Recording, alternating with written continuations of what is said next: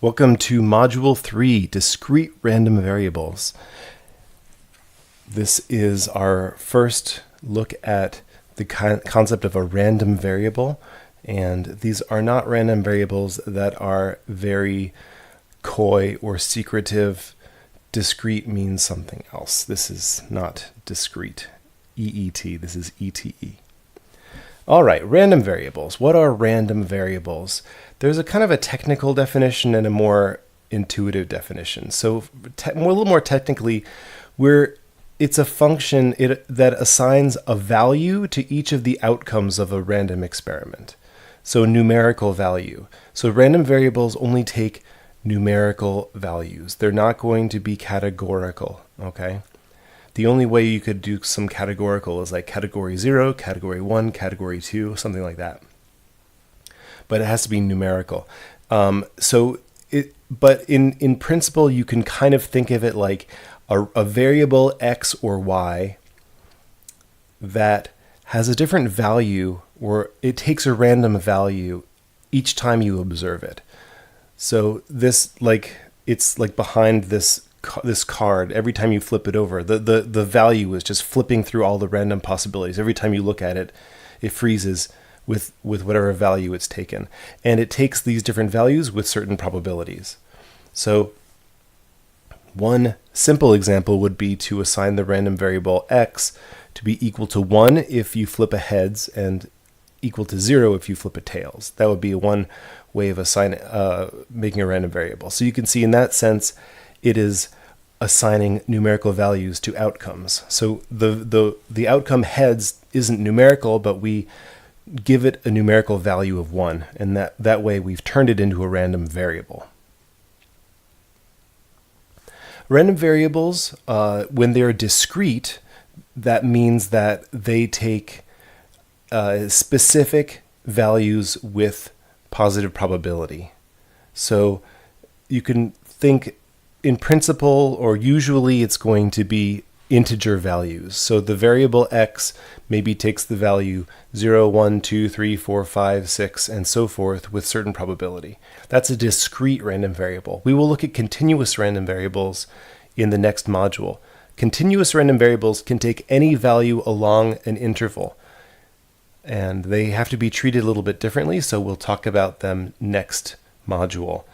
So the probability mass function, sometimes called a probability distribution function. I'm avoiding that term because of the confusion with its abbreviation PDF. That can be confused with a different abbreviation. So I'm going to call this a probability mass function, because to me, I think it helps to think of it in terms of probability having weight or mass. And so the mass function takes our one block of probability that equals one mass, 1 unit of mass, and we divide it up among all of the possibilities. Okay, that's a way of assigning each outcome or each value that the random variable can take a certain amount of probability mass. So, of course, each probability has to be somewhere from 0 to 1. Now, if one of the outcomes is not possible, then its probability is going to be 0. That's possible. If the random variable only has one value that it takes, its probability is going to be 1. That's going to actually be a constant variable. All right, it's a constant. But generally speaking, or I should say usually, these probabilities will be between 0 and 1. And of course, because we've assigned the entire 1 unit of probability mass, if you add up all of these probabilities, they need to add up to 1 exactly. So here's an example. This random variable x takes the value 0 with probability 0.23, takes the value 1 with probability 0.17, it takes the probability 2 with probability 0.55, and the value 3 with probability 0.05. So you can see most of the time it's going to be a 2. Sometimes it's a 0, and less often it will be a 1, and very, very, very seldomly it will be a 3. So that's the idea. Now the first kind of property of a random variable that's important to look at is the expected value. Now, it doesn't mean that we expect the random variable to take this value precisely. What the expected value is, it's more of a theoretical long-term average. And that means if we were to observe this random variable again and again and again and again and again and again and again and again and again, over and over and over and over, the average value of all of these values that it takes, the average value should be pretty close to this expected value. The terminology or the notation we use, capital E parentheses capital X, this is the notation, or sometimes we just use the Greek letter mu because the expected value is the mean of the random variable. So in terms of statistics, the population mean is the expected value. These are analogous concepts.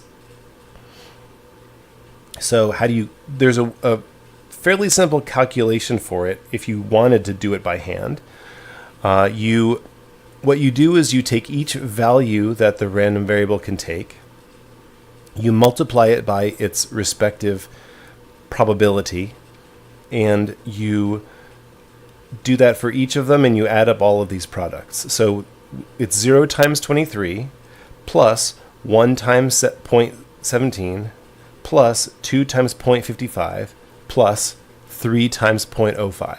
That's the expected value. So this random variable, the expected value is 1.42.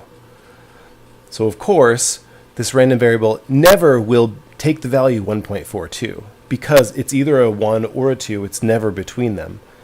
However, if we were to observe this random variable again and again and again and again and again and average out all of our observations, we should get an average that's close to 1.42. There's a principle called the law of large numbers, which says the more times you observe a random variable, the closer your sample average will be to the expected value. It should get closer and closer, in theory. And that usually is the case. The standard deviation is the next very important property. Now, I'm not mentioning the variance, but I don't have the variance on the slide, but I'll mention it. So standard deviation, it is technically the square root of the average squared deviation from the expected value mu. So what does that mean? It means what we do is we take all of the possible values this random variable could take, and you would say, okay, how far is it from the mean, or the expected value? Square all of those deviations, and then you take a weighted average, and you weight all of when you average it, the weighting is by the probabilities. So there's actually two formulas for it, but I'm going to show you the simpler formula. Now, don't feel scared. You don't have to use the formula. You can use software to calculate the standard deviation for you. I'm just showing you giving you a little bit of intuition behind it. So before that, standard deviation of x is abbreviated or notated with SD parentheses x sometimes. I often use that notation. Sometimes sigma, because that's the standard deviation of a population. That's the parameter. It's the same concept.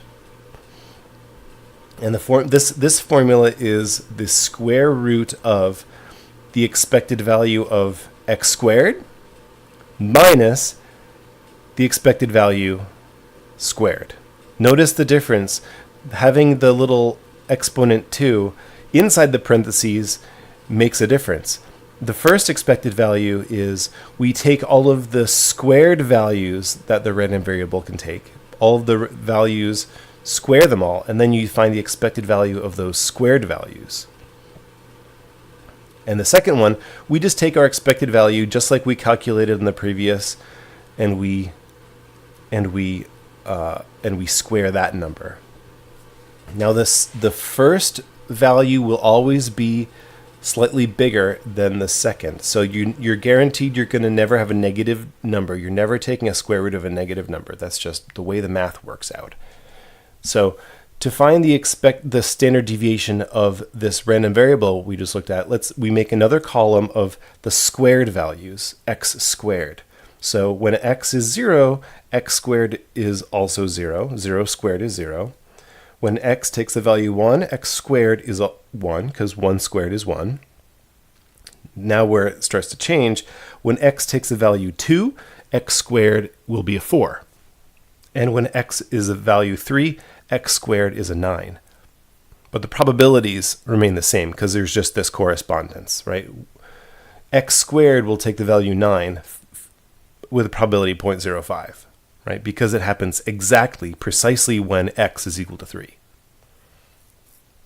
So the expected value of x squared is found just by taking 0 times 0.23 plus 1 times 0.17 plus 4 times 0.55 plus 9 times 0.05. That's 2.82. Okay, that's our first value that we need. Next is the expected value of x squared. Well, we found it previously to be 1.42, so we square 1.42. We get 2.0164. So now the standard deviation of x, we have to take the square root of this difference, 2.82 minus 2.0164. First, we take that difference, comes out to be 0.8036. So the square root of 0.8036, I rounded to 4 decimal places, it's 0.8964.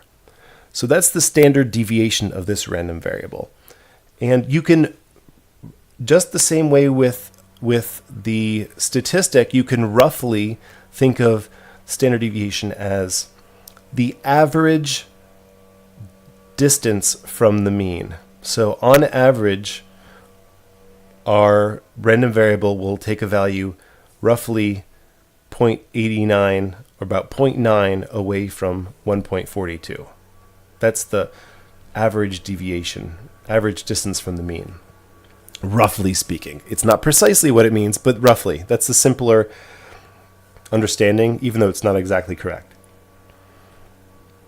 Now, I said I would mention variance. Variance is simply, you just don't take a square root. The variance is the standard deviation squared, just as it is with the statistic. So the thing is, the variance isn't really isn't a very useful number for us, so we're not spending time on it because it doesn't have an interpretation that's meaningful, but standard deviation does. Now let's look at some important discrete distributions. These are random variables that are very useful for modeling certain situations. So they've been they've been named, standardized, and some of their properties have been identified. So first, a uniform distribution. A uniform distribution means that you have n values that the random variable can take. And because they're equally likely, therefore the probability of each value will be 1 over n, 1 divided by n. And a very classic example would be rolling a 6-sided die. X is the number on the top of the die after you roll it. So the 6 numbers each have a probability of 1 divided by n. Another example would be flipping a coin. If we assign the value 0 to, say, tails and 1 to a heads, then they're equally likely, so they each have a probability of 1 divided by 2, 1/2. A binomial random variable is actually, it could be thought of as extension of flipping coins.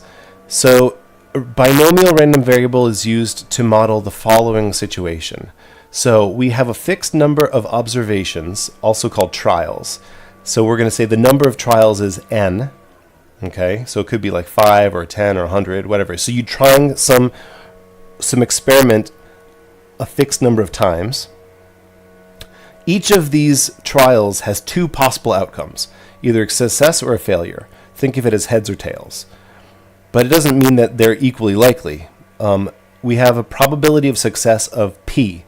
So some specific probability of success on each trial. And the probability of a failure is going to be 1 minus P, also known as Q. Sometimes it's called Q. That helps just clean up the formulas a little bit, just call it rather than 1 minus P. But honestly, 1 minus P is pretty simple.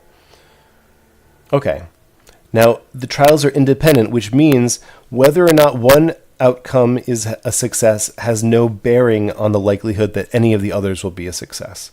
So there's no memory in the process. Each outcome is completely independent and unrelated to the outcomes of the other ones.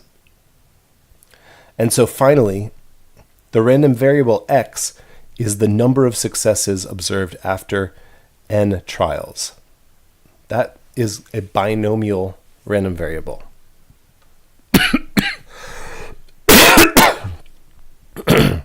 Okay, so this is the notation that you will sometimes see. We use x with a little tilde, and I abbreviate it binom. You might see just the letter b, but it should be clear from the context. That little squiggle means x follows the distribution. So binom. And then two parameters that you need to know are n and p. You don't need to be told what q is because q is just 1 minus p. So you have to state what the two parameters are, and then the distribution is completely defined. So we have the mean, or the expected value of a binomial, is n times p. That's the one little formula that's useful. And the standard deviation is going to be square root of n times p times q, also known as n times p times 1 minus p. And as a little side note, if n is equal to 1, this is called a Bernoulli trial. That's like flipping a weighted coin one time only. Okay, the next one is the geometric distribution. A geometric random variable can be used to model the following situation. So you observe Bernoulli trials with a probability P of success. Okay, so it's like you have a weighted coin and you're just going to keep flipping it. And each trial is independent, so there's no memory in the process. Every outcome is independent of all the others. And the random variable is how many trials it takes until and including your first success. Sometimes people define a geometric distribution to be the number of trials it takes before the first success. But I'm going to use until and including the first success. So it's possible that you could flip a coin and you get a heads on the first try, or it could be the second or the third, the fourth, the fifth. But it'll never take 0 tries because you have to flip it at least once under this definition. Under the alternative definition, it could be a 0 because if you get a heads on the first try, that means there were 0 trials before the first success. So you want to be clear from the context of the problem which one you're using, but we're going to use this definition. Notation you might see x squiggle geom and the parameter p. P is the only parameter in a geometric distribution. The mean of a geometric random variable is 1 divided by p. So that's to say, on average, it should take 1 over p. So think of it like this. There are cereal boxes, and there are 5 different toys that there are. One of them is your favorite one, and you want to get that one. So every time you open a cereal box, you're going to get a random toy, but you have a 1/5 point. It's a 0.2, or let's just say 1/5 chance of getting that toy on each cereal box. So you keep trying and trying and trying. You open up cereal boxes. Well, how many cereal boxes should you expect to have to open? That would be the expected value of a geometric random variable. And so Since the probability is 1/5, the reciprocal, flip, of that is 5 over 1. So you would expect, on average, to have to open 5 boxes of cereal to get that toy that you really want. That's how you can interpret this or think about this expected value. And then this next is the formula for standard deviation in case you ever need it, but you can always look it up on Wikipedia. A Poisson random variable can be used to model this situation. So you are going to observe random events over a fixed period of time or a fixed space. For example, fixed time could be you are going to, over the course of 8 hours, an 8-hour workday, you're going to observe how many phone calls you get. Or maybe you're going to drive for a stretch of 50 miles through the woods, and you are going to observe over those 50 miles how many like dead animals, like roadkill, how much roadkill you see. So a dead animal by the side of the road is like a random event, and the fixed space is the 50 miles. Or there's a lot of different kind of examples you could think of like that, but you have a fixed amount of time or space, and you're counting how many times this random event occurs over this time. So we need the events to be occurring randomly and also independently of each other, and then the mean number of occurrences over this fixed time or space is mu. This is the one parameter of our distribution. So the Poisson takes this one parameter mu, and the nice little formula for standard deviation is it's the square root of mu. And so those are some of the important discrete random variables, and there'll be another follow-up video where I will show you how to use a calculator to calculate some probabilities for these distributions.